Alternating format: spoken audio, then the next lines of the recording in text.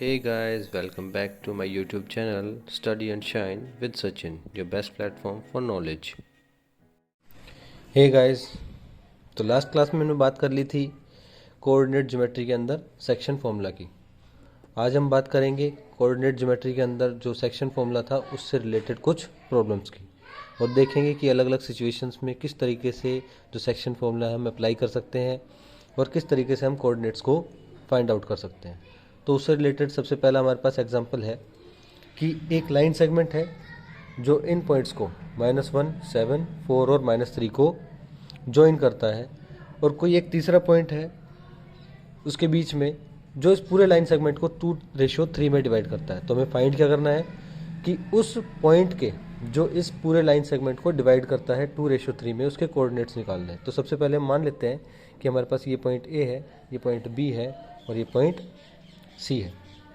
तो हमें कोऑर्डिनेट्स निकालने हैं पॉइंट सी के और वो मान लेते हैं हम एक्स कोऑर्डिनेट्स एक्स और वाई। ठीक है, तो अगर हम मान लेते हैं कि लेट द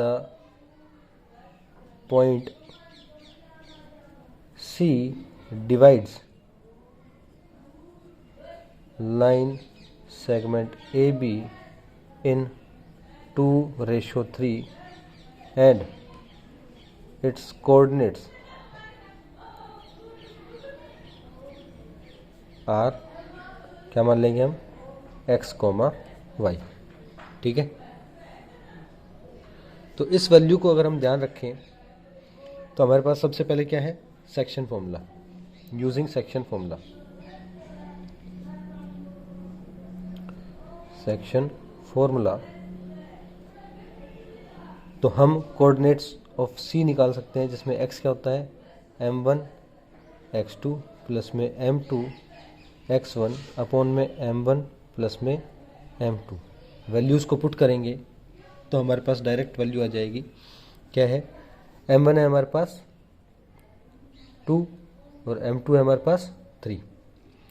2 इंटू में x1 coordinate -1 sorry x2 coordinate 4 हो जाएगा और प्लस में m2 वो हो जाएगा 3 और x1 कोऑर्डिनेट -1 अपॉन में m1 2 प्लस में 3।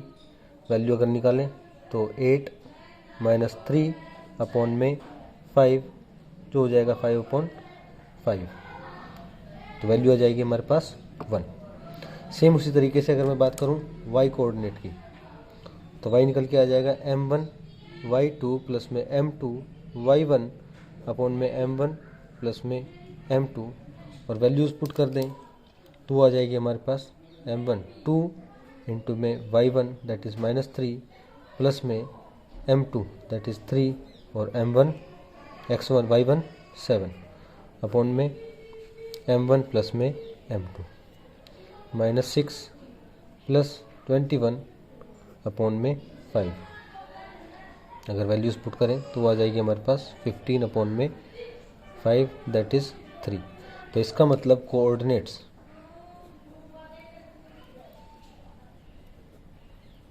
ऑफ पॉइंट सी वो हो जाएंगे क्या हमारे पास x, y दैट इज़ 1, 3।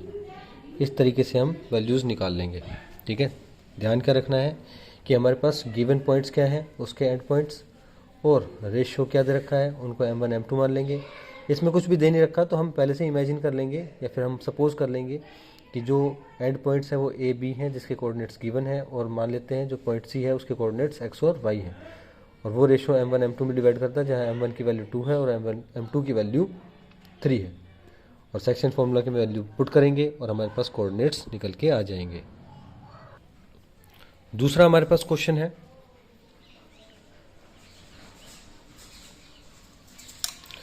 हमारे पास क्वेश्चन गिवन है कि एक लाइन सेगमेंट है जिसके एंड पॉइंट्स हमारे पास -6, 10, 3, -8 गिवन है।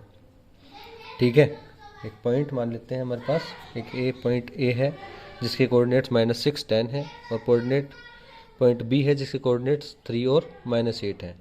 कोई तीसरा पॉइंट है इस लाइन के ऊपर, मान लेते हैं वो पॉइंट सी है और उसके कोऑर्डिनेट्स हमें गिवन है -4 6।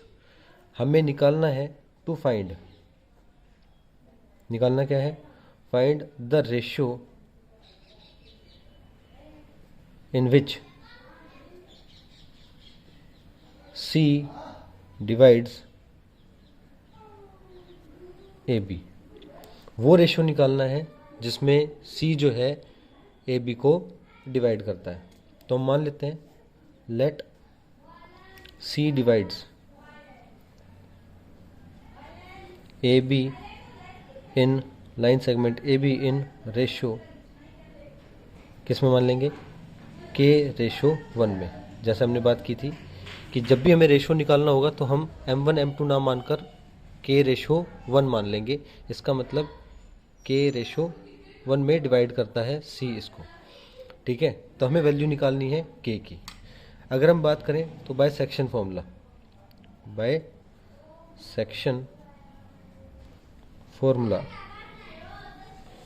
अगर सेक्शन फॉर्मूला की बात की जाए तो सेक्शन फॉर्मूला में हम एक्स कोऑर्डिनेट्स की वैल्यू निकालें के और 1 रखते हुए, ठीक है, m1 और m2 को मानते हुए के रेशियो 1। अगर मेरे पास देखा जाए तो x की वैल्यू गिवन है, मतलब कि उस पॉइंट का x कोऑर्डिनेट गिवन है जो मुझे इस रेशियो की मदद से पता चलता। लेकिन अगर मेरे को x कोऑर्डिनेट पता है तो मैं इस रेशियो को भी निकाल सकता हूँ।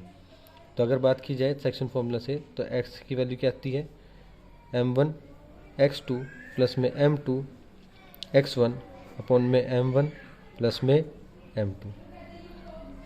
अगर इसमें वैल्यूज़ पुट कर दें हम तो हमारे पास x गिवन है क्या, -4, जो हो जाएगा m1 क्या है k इंटू में x1 हमारे x2 रेशियो हमारे पास x2 कोऑर्डिनेट क्या है 3 प्लस में m2 1 और x कोऑर्डिनेट x1 कितना हो जाएगा -6 अपॉन में k प्लस में 1। यहाँ से आएगा 3k माइनस में 6 अपॉन में k प्लस में 1। तो ये हो जाएगा -4 is equal to 3k -6 upon में k प्लस में 1। थोड़ा सा सॉल्व कर लें तो क्रॉस मल्टीप्लाई करने पे -4k -4 is equal to 3k minus में 6। थोड़ा सा सॉल्व कर लें हम और k को एक साइड लेकर के आ जाएं तो -4k -3k is equal to -6 plus में 4। तो यहाँ से आ जाएगा हमारे पास माइनस का 7k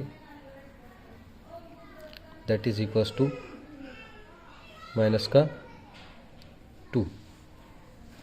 यहाँ से हमारे पास k की वैल्यू आ जाएगी -2 अपॉन में -7 that is equal to 2 upon में 7। इसका मतलब k की वैल्यू क्या आ गई, k की वैल्यू आ गई 2 अपॉन में 7। इसका मतलब k अपॉन में 1 आ गया 2 अपॉन में 7। तो जो पॉइंट C है, point C divides the line segment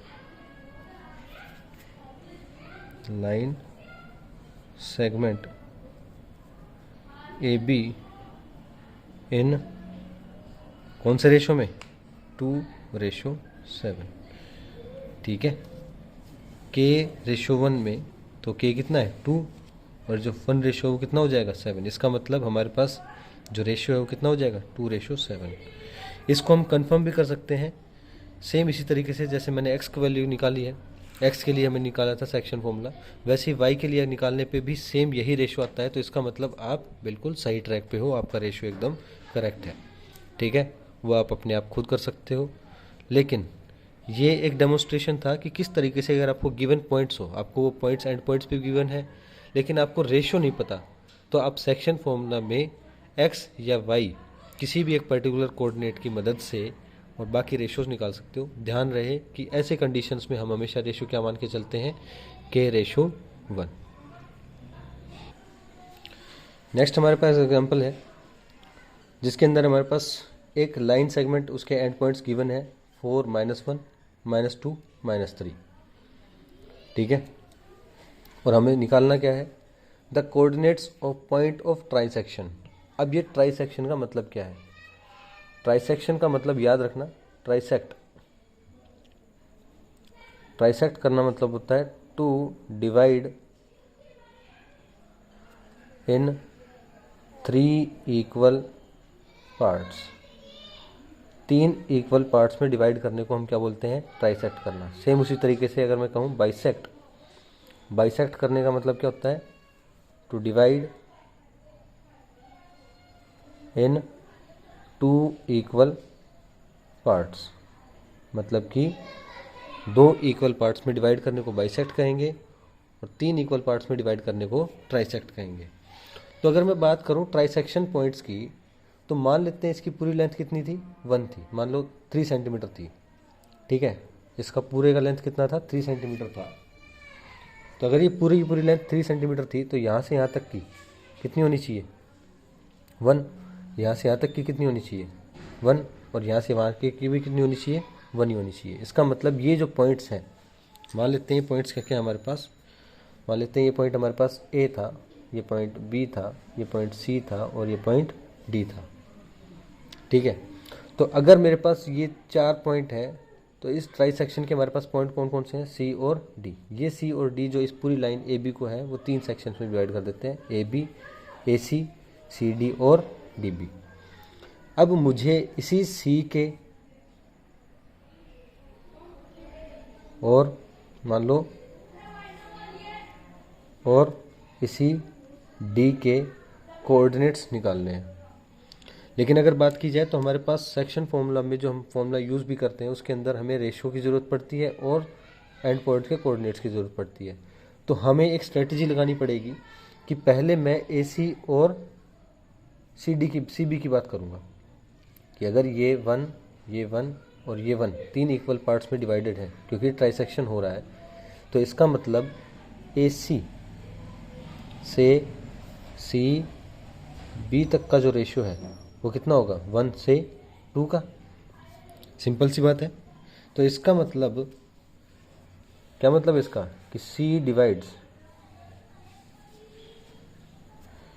A B in ratio, वो रेशो क्या हो जाएगा? 1:2 हो जाएगा। मतलब सी के लिए जो रेशियो है वो 1:2 हो जाएगा। अब हमें कुछ नहीं करना, अब हमें यूज़ करना है by using section formula. Section formula, अगर सेक्शन फॉर्मूला की बात की जाए तो हमारे पास x है, वो कितना हो जाएगा? m1 x2 प्लस में m2 x1 अपॉन में m1 प्लस में m2। और सेम उसी तरीके से y के कोऑर्डिनेट्स क्या हो जाएंगे? m1 y2 प्लस में m2 y1 अपॉन में m1 प्लस में m2। अगर इन वैल्यूज़ को पुट किया जाए तो हमारे पास x कोऑर्डिनेट्स के क्या आ जाएंगे? m1 जो कि है हमारे पास 2, 1 और 2, तो 1 इंटू में x2 हमारे पास -2 प्लस में m2 2 और x1 हो जाएगा हमारे पास 4 अपॉन में m1 दैट इज़ 1 प्लस में 2 -2 प्लस में 8 अपॉन में 3 दैट इज़ 6 अपॉन में 3 और वो हो जाएगा हमारे पास 2। सेम इसी तरीके से m1 1 इंटू में y2 -3 प्लस में 2 इंटू में -1 अपॉन में 1 प्लस में 2, वो हो जाएगा -3 -2 अपॉन में 3 दैट इज़ -5 अपॉन में 3। तो इसका मतलब हमारे पास कोऑर्डिनेट्स ऑफ सी, क्या कोऑर्डिनेट्स ऑफ सी वो क्या हो जाएंगे? 2, -5 अपॉन में 3, ठीक है। सेम इसी तरीके से अगर हम बात करें डी के लिए अगर बात की जाए तो जो डी है, अगर डी की बात की जाए तो यहाँ से यहाँ तक का रेशो 2 है और यहाँ से यहाँ तक का रेशो कितना है? 1।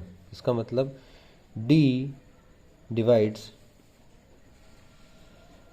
ए B in ratio of 2:1। D किस में डिवाइड करता है? 2:1 में, ठीक है। तो सेम उसी तरीके से section formula, using section formula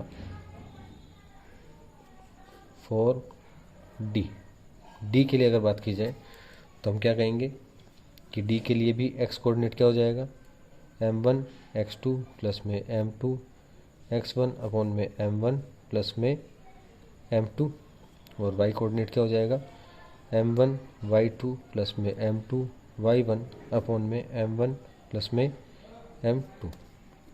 अगर वैल्यूज़ को पुट किया जाए तो d के लिए m1 2 इंटू में y1 x1 x2 minus 2 plus में m2 1 इंटू में 4 अपॉन में 1 2 प्लस में 1 हो जाएगा -4 प्लस 4 अपॉन में 3 दैट इज़ 0। ठीक है, सेम उसी तरीके से y के कोऑर्डिनेट्स m1 2 इंटू में -3 प्लस में 1 इंटू में -1 अपॉन में 2 प्लस 1 दैट इज़ -6 -1 अपॉन में 3 जो कि हो जाएगा -7 अपॉन में 3। इसका मतलब coordinates of C, it employees coordinates of D वो क्या हो जाएंगे हमारे पास 0 -7 अपॉन में 3। ठीक है, तो इसी तरीके से हमारे पास अलग अलग तरीके से क्वेश्चन पूछा जा सकता है। इस केस में ये नहीं कहा हमारे पास रेशो गिवन नहीं है, लेकिन ये जो पॉइंट है इस चीज़ का ध्यान रखना ज़रूरी है कि ये जो गिवन पॉइंट है कि इस क्वेश्चन में कहा है कि ये जो पॉइंट्स हैं वो ट्राइसेक्ट करते हैं। ट्राइसेक्ट करना मतलब 3 हिस्सों में अलग अलग डिवाइड कर देते हैं, और 3 हिस्सों में डिवाइड करेंगे तो उनका रेशो इसी तरीके से बनेगा। सी जो है वो 1:2 में डिवाइड करेगा, लेकिन डी जो है वो 2:1 में डिवाइड करेगा। और ट्राइसेक्शन के इस तरीके से कोऑर्डिनेट्स अलग अलग निकाले जा सकते हैं, एक पॉइंट का अलग और दूसरे पॉइंट का अलग, सेक्शन फॉर्मूला की मदद से। नेक्स्ट हमारे पास क्वेश्चन जिसमें हमें कहा गया है कि एक लाइन सेगमेंट है जिसको ज्वाइन करते हैं हमारे पास पॉइंट ए और पॉइंट बी। ए के कोऑर्डिनेट्स गिवन है, बी के कोऑर्डिनेट्स गिवन है, और ये जो पॉइंट है ये हमारा एक्स एक्सिस है। ठीक है, हमें ये कहा गया है, पूछा ये गया है कि वो कोऑर्डिनेट्स निकालो जहाँ पे, या फिर वो रेशो निकालो जिसमें एक्स एक्सिस इस लाइन सेगमेंट ए बी को डिवाइड करती है। पहला तो ये कहा है कि रेशो निकालो जिसमें एक्स एक्सिस डिवाइड करती है ए बी लाइन सेगमेंट को, और फिर हमसे पूछा है कि वो जो एक्स एक्सिस पे जहाँ पे पॉइंट हमारा बन रहा है उसके कोऑर्डिनेट्स भी निकालो। ठीक है, तो सबसे पहला काम जो हमारे पास बहुत इम्पोर्टेंट है, जो मैंने तुम्हें नोट्स में लिखवाई भी थी, कि एक्स एक्सिस पर हमेशा y = 0 और y एक्सिस पर x हमेशा 0। मतलब कि x एक्सिस पे जो भी हमारे पास, मान लो ये पॉइंट हमारे पास C है। ठीक है, मान लो पॉइंट ये C है, तो इस पे ये ऑब्वियस सी बात है ये x एक्सिस पे है, पॉइंट C जो है ये x एक्सिस पे है। ठीक है, अभी अगर x एक्सिस पे है तो हम ये कह सकते हैं कि इसका x कोऑर्डिनेट तो ज़रूर होगा, लेकिन y की कोऑर्डिनेट की हमेशा वैल्यू क्या रहने वाली है, 0 रहने वाली है। मतलब कि x एक्सिस पे y 0 और y एक्सिस पे x 0। ये बहुत इंपॉर्टेंट पॉइंट है। अब अगर आप देखो तो हमारे पास आधा काम हमारा हो चुका है।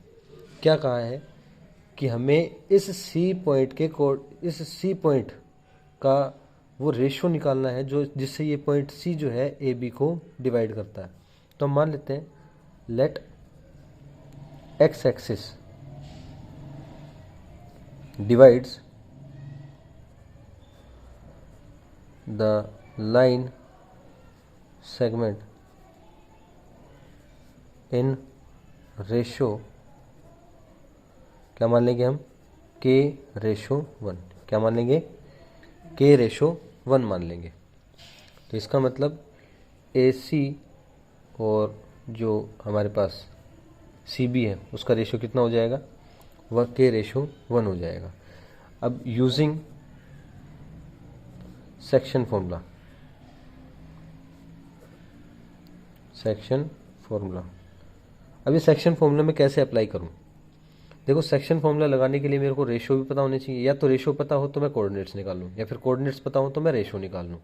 ठीक है, हमें रेशो ही नहीं पता और हमें कोऑर्डिनेट्स भी नहीं पता। लेकिन अगर आप ध्यान से देखो तो ये जो वैल्यू है ये ज़ीरो है, और यही हमारे इस क्वेश्चन का सॉल्यूशन निकाल के देगी कि जो वाई कोऑर्डिनेट हमारा ज़ीरो होगा एक्स एक्सिस पे, इसका मतलब जो भी वाई कोऑर्डिनेट की वैल्यू आने वाली है वो ज़ीरो रहेगी। तो मुझे वाई कोऑर्डिनेट पहले से पता है, और इस वाई कोऑर्डिनेट की मदद से ही मैं क्या निकालूंगा? रेशो निकालूंगा। तो जब मेरे को रेशो पता चल जाएगा तो उस रेशो की मदद से मैं क्या निकालूंगा? एक्स कोऑर्डिनेट निकालूंगा। ये स्ट्रेटेजी आपको पहले से बनानी पड़ेगी। ठीक है, तो कोऑर्डिनेट फॉर वाई कोऑर्डिनेट, अगर सेक्शन फॉर्मूला को वाई कोऑर्डिनेट के लिए इस्तेमाल किया जाए तो वाई कोऑर्डिनेट क्या होता है? वो होता है हमारे पास, वाई कोऑर्डिनेट होता है m1 y2 प्लस में m2 y1 अपॉन में m1 प्लस में m2।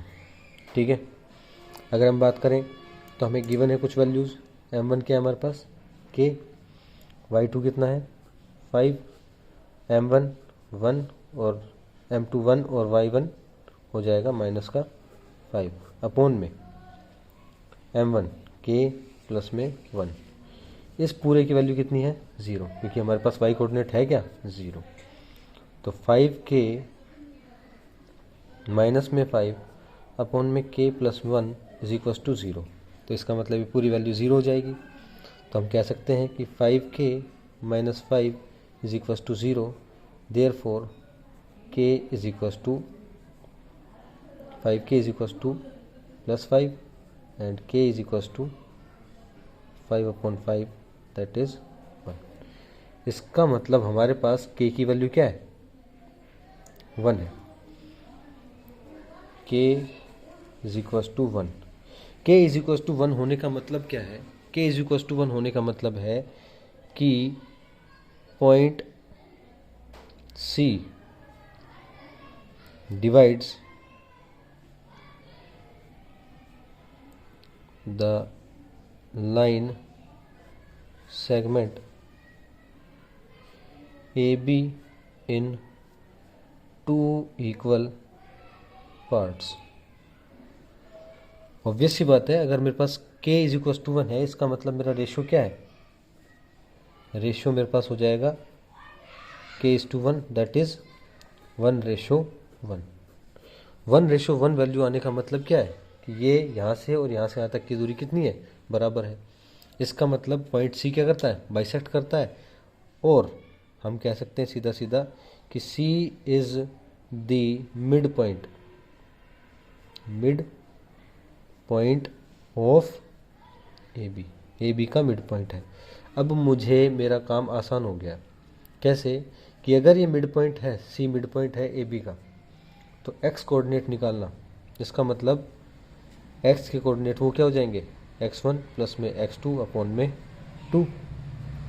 अगर वैल्यूज़ पुट कर दें हम तो x1 1 और x2 कितना है? -4 अपॉन में 2 दैट इज़ 1 -4 अपॉन 2 -3 अपॉन 2। ये हमारा x कोऑर्डिनेट आ जाएगा। Therefore coordinates of point C वो हमारे पास क्या हो जाएंगे? वो हो जाएंगे -3 अपॉन 2 0, क्योंकि 0 तो था ही पहले से, y कोऑर्डिनेट 0 है क्योंकि वो x एक्सिस पे है। ध्यान रखने वाली बात जो सबसे इम्पोर्टेंट है वो ये है कि जो x कोऑर्डिनेट के हमारे पास गिवन है वो ये है कि जो पॉइंट है वो x एक्सिस पे लाई करता है। x एक्सिस पे कोई भी पॉइंट होगा उसकी x वैल्यू होगी, लेकिन y कोऑर्डिनेट की वैल्यू क्या होगी? 0 होगी। इसी चीज़ का मैंने यूज़ किया और उसकी मदद से पहले रेशो निकाला, और जब रेशो निकाला तो मुझे पता चला कि C मिड पॉइंट है, और अगर C मिड पॉइंट है तो x के मिड पॉइंट के रेशो जो कोऑर्डिनेट्स हैं वो आसानी से निकाले जा सकते हैं, सिंपल x1 प्लस में x2 अपॉन में 2, जिससे मुझे ये सॉल्यूशन मिला। ठीक है, नेक्स्ट हमारे पास एग्जांपल है जिसमें हमारे पास एक सर्कल दिया गया है और उस सर्कल में ए के कोऑर्डिनेट्स निकालने हैं। अगर जो लाइन ए बी है वो डायमीटर है इस सर्कल का, जिस सर्कल का सेंटर सी है, जिसके कोऑर्डिनेट्स गिवन है, और बी के कोऑर्डिनेट्स भी गिवन है।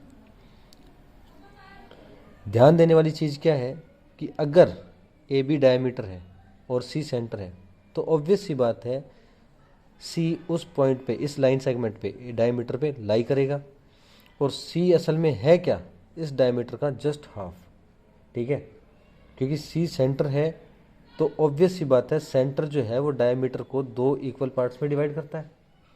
ध्यान रखना है इस चीज़ का, क्योंकि लैंग्वेज जो है क्वेश्चन की वो आपको डायरेक्ट नहीं बताएगा, कुछ भी डायरेक्ट आपको कुछ भी नहीं बताएगा, लेकिन आपको कुछ चीज़ें इस्तेमाल करके और अपना थोड़ा सा कॉन्साइंस इस्तेमाल करके ही ये चीज़ कंक्लूजन में लानी पड़ेगी कि आपके पास क्या गिवन है और क्या गिवन नहीं है।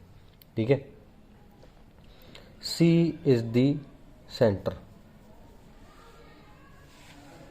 Of circle and circle center divides a diameter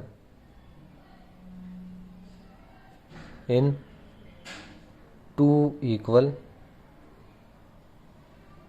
parts। 2 equal parts में डिवाइड करता है सेंटर डायमीटर को। इसका मतलब C divides A B in ratio 1:1। इसका मतलब सी जो है वो ए बी को 1:1 में डिवाइड करेगा। ठीक है, let the coordinates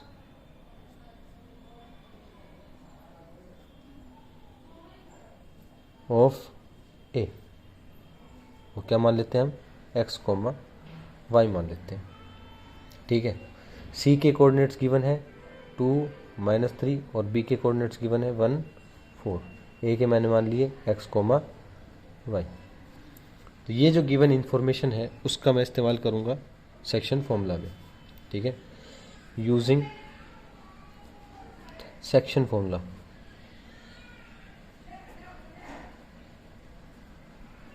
for mid point. अगर आपको याद हो तो मिड पॉइंट्स में अगर कोई पर्टिकुलर लाइन इस तरीके से होती थी, ये मेरे पास इसके एंड पॉइंट्स x1, y1 और x2, y2 हैं, और ये x, y है, और ये पॉइंट जो है इस पूरी लाइन सेगमेंट का मिड पॉइंट है। तो इसके कोऑर्डिनेट्स कैसे निकलते थे, x1 प्लस में x2 अपॉन में 2, और y निकलता था y1 प्लस में y2 अपॉन में 2। ठीक है, इसी चीज़ का हम इस्तेमाल करेंगे यहाँ पे।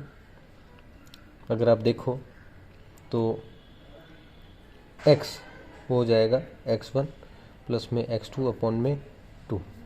अगर आप ध्यान से देखो तो x हमारे पास गिवन है, मिड पॉइंट तो हमारे पास गिवन है, x1 कोऑर्डिनेट हमें पता नहीं है, x2 हमारे पास गिवन है। बस x हमारे पास क्या गिवन है, 2, x1 जिसको मैंने x माना है, प्लस में x2 जिसको मैंने जो 1 गिवन है, अपॉन में 2। तो यहाँ से आ जाएगा 4 = x + 1 एंड x = 3। x कितना आ जाएगा, 3। सेम उसी तरीके से अगर मैं बात करूँ y की, तो y कोऑर्डिनेट क्या होता है, वो होता है y1 प्लस में y2 अपॉन में 2। और अगर इस चीज़ को यूज़ किया जाए, वैल्यूज़ को पुट अप कर दिया जाए, तो y का कोऑर्डिनेट गिवन है -3, दैट इज़ y प्लस में 4 अपॉन में 2। तो यहाँ से आ जाएगा -6 = y प्लस में 4 एंड y = -6 - 4, y = -10।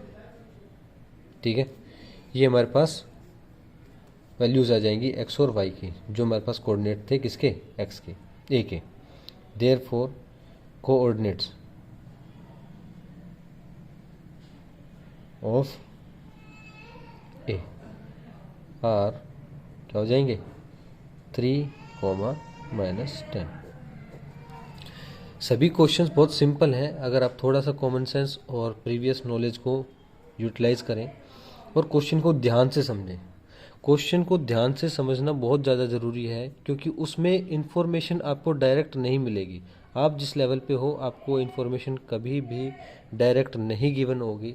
आपको ध्यान देना पड़ेगा कि क्वेश्चन के अंदर कौन सी वैल्यूज़ गिवन है और उन कौन सी वैल्यूज़ के इस्तेमाल से मैं जो अननोन है उसको जान सकूं।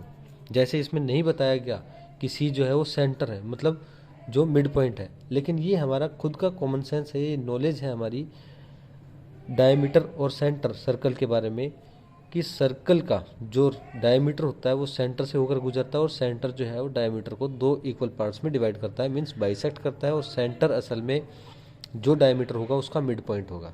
तो मिड पॉइंट की मदद से ही हमने इस पूरे सॉल्यूशन को कैलकुलेट किया। आई होप आप लोगों को समझ में आई होगी मेरी बात, और आप इन क्वेश्चंस को खुद से प्रैक्टिस करेंगे और एनसीईआरटी क्वेश्चंस में जो गिवन एक्सरसाइज है उसको अगर आप सॉल्व करेंगे तो आप पाएंगे कि आपको काफ़ी ज़्यादा हेल्प महसूस हो रही है। और अगर ऐसा है तो प्लीज़ चैनल को सब्सक्राइब कीजिए, लाइक कीजिए, और अगर कोई भी प्रॉब्लम है तो कमेंट कीजिए एंड अपने फ्रेंड्स के साथ शेयर कीजिए।